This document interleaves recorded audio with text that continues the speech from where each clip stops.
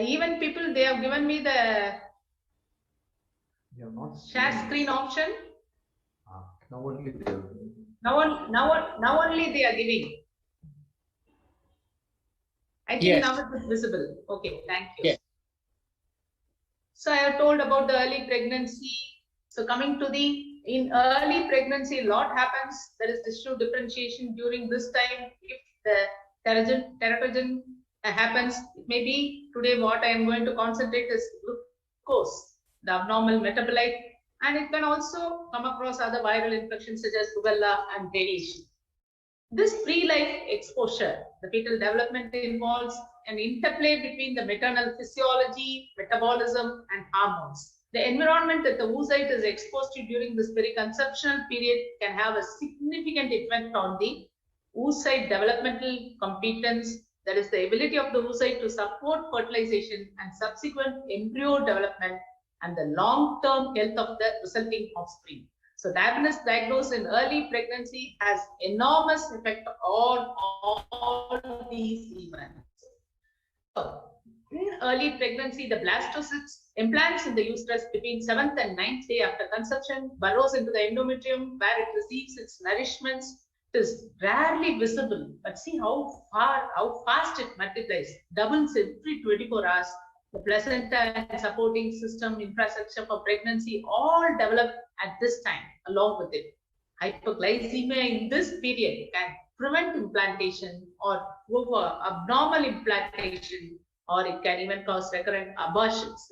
They have estimated that only 55% of zygotes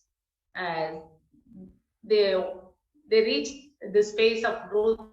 They are not able to reach this phase in phase of hyperglycemia.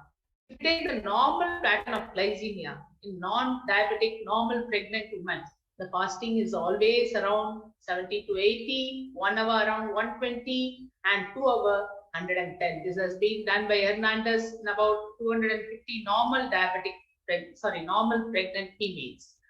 So we need a glucose target. Euglycemia is very critical during fertilization. During in vitro development, the oocytes and zygotes cultured briefly in the absence of glucose. They are unable to complete embryo compactions and they fail to progress beyond the morula stage. There is no glucose. And also, if there is excess glucose, again, here also it is toxic to the embryos, indicating that normal development requires a negative glucose concentration, as I have told in the previous slide. In Banting lecture 1980, if we just go through, it was insulin-dependent diabetes. In the early pregnancy, it was always that, and in the later pregnancy, it was gestational diabetes. This is what we saw long back. But in 1994 onwards, there is evidence for high prevalence of type 2 among women of reproductive age due to the increasing obesity, our lifestyle, and type 2 diabetes occurring much early, and delayed childbearing in the present day, the 3rd or 4th decade, and also delayed marriage. And the pregnancy is a celebration for them. They unnecessarily take feast and functions. So what has happened? The scenario has totally changed. We get a changing presentation in 2020. That is, we not only have type 1, but along with type 1, we do have more of type 2 marching through pregnancy. And the prevalent diabetes, that is, which is detected in the first trimester, and also the incident GDM, which was very common those days. So we have all these types. What is prevalent? It is mild hypoglycemia detected early in pregnancy, shows increasing prevalence of type 2 in our community. And here the hypoglycemia less than overt diabetes, it at increased risk of adverse pregnancy outcomes and more insulin resistance, high BP or hypertriglyceridemia, more of perinatal mortality, and which leads to macrosomia leading to recurrent hypos once it is born. And main thing is there is a greater need for insulin in these cases than GDM, which is diagnosed much later in the trimester, that is at the 24 to 28 weeks, which is arising de novo, and we call it an incident GDM.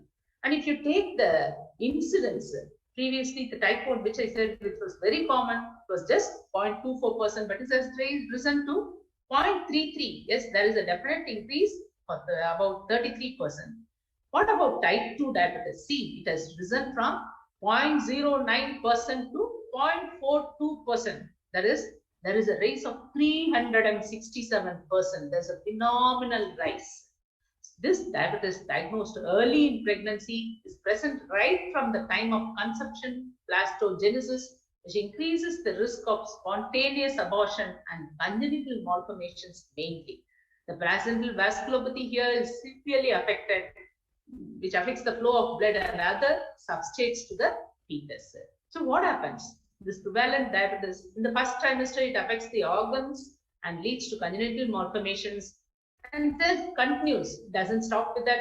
It has effects on the brain in the later trimester, causing behavioral ramifications, and later trimesters, it causes anthropometric and metabolic effects. And along with this, it also has gestational hypertension, preeclampsia, which are all remarkably increased in this prevalent diabetes. What are the consequences? This early exposure during fetal organogenesis and placental development has different effects and may occur on the embryo fetus. That is, it can cause abortion, can cause congenital anomalies. The baby may be very big, large for gestational age, or it may go very small because of vasculopathy. Intrauterine growth restriction can occur, small for gestational age can occur, and sometimes even IUD and stillbirth also occurs. So in diabetes diagnosed early, if the woman is found to have fasting hyperglycemia or any abnormal glucose intolerance in the first trimester itself, you might think about pre-existing diabetes and should be treated as women with glucose intolerance prior to pregnancy itself.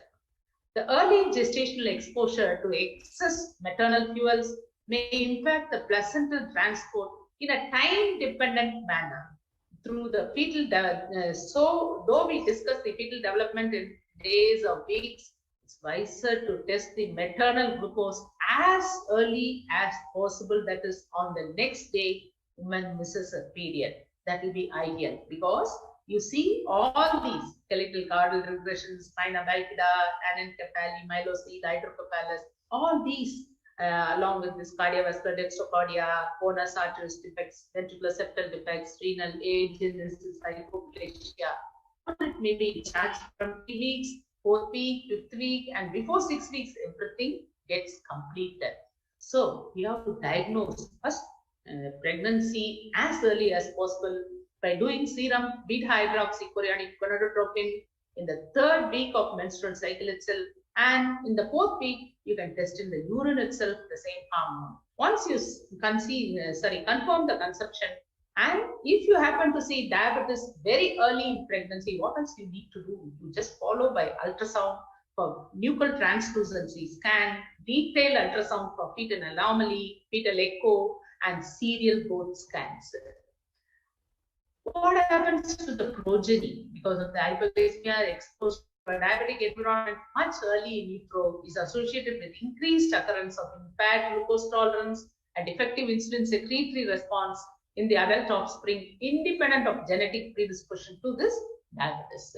This fact is well established in Paima Indians, that they have seen that the offspring of Paima Indians who were in utero when their mother had diabetes had a greater risk of diabetes than the earliest siblings who were born before the mother developed diabetes. So this intrauterine milieu has more than inherited destiny. So early maternal metabolic imprinting affects the fetal growth much and more. Why to diagnose early? If you take the fetal pancreas, each islet cell functions as an endocrine organ, and this appears by 11th week of gestation and recognizes and responds to maternal glycemia by 12 to 14 weeks of gestation. This priming of beta cell mass in early gestation may account for the persistence of fetal hyperinsulinemia throughout pregnancy and the risk of accelerated fetal growth, even when the mother enjoys good metabolic control in later pregnancy at the cost of fetal handling of mother's blood sugar.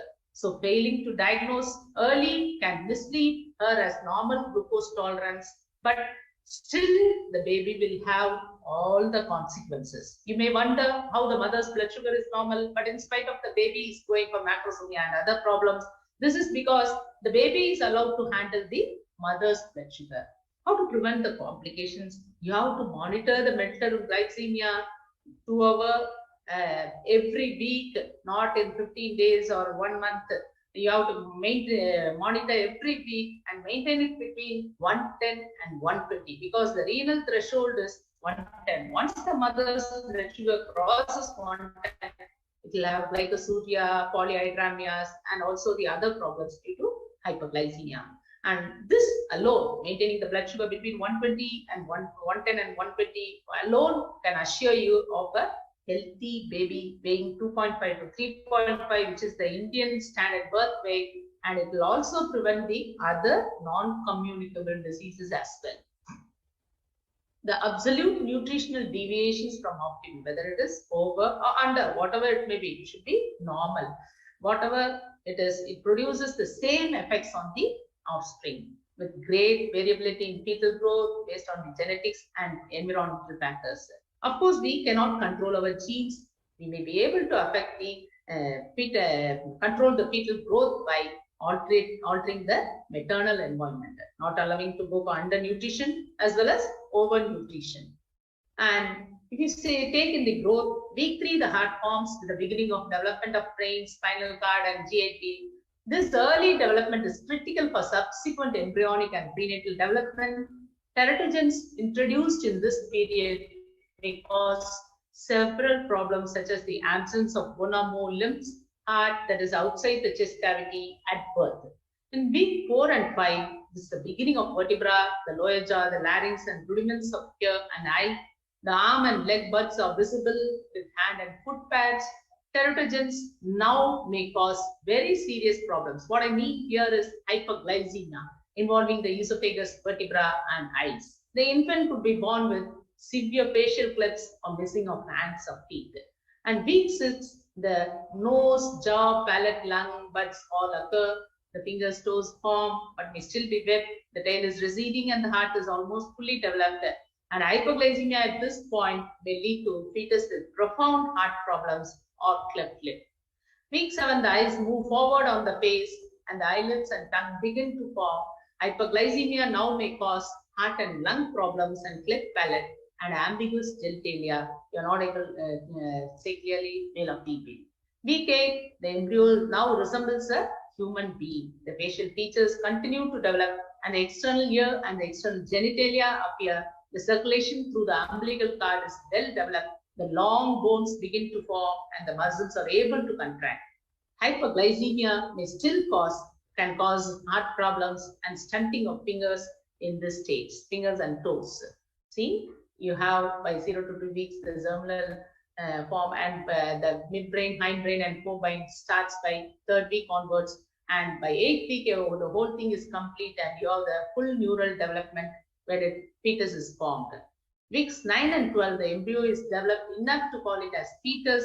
All organs and structures found in a full-term newborn are present now. The head comprises nearly half of the fetus size and the face is well formed. The tooth buds appear, the genitalia are now clearly visible as male or female.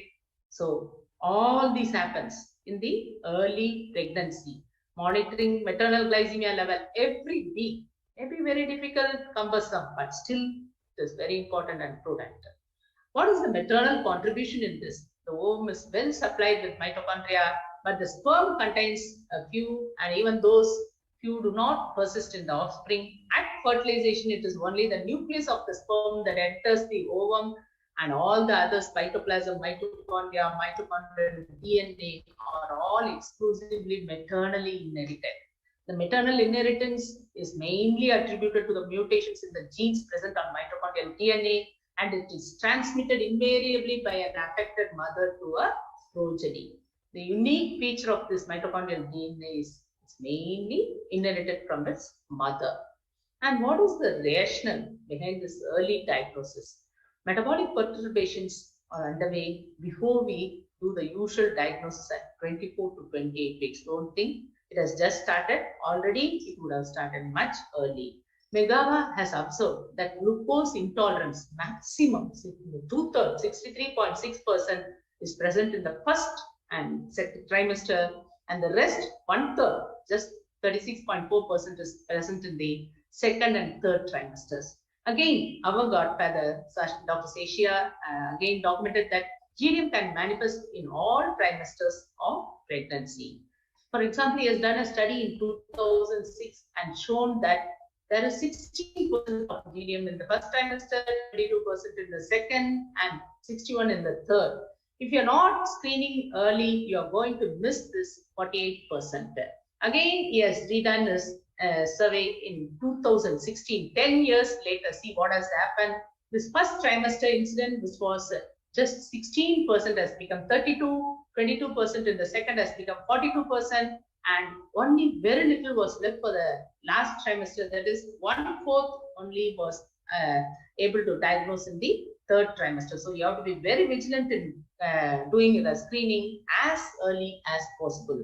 We heard so many complicated problems. Don't worry, we have a simple solution given by DIPSI, the Diabetes in Pregnancy Study Group of India, the single test procedure, which is easy, economical, very simple, which can be repeated every trimester and found negative in one, without the hesitation of the cumbersome GTT, which is done in fasting.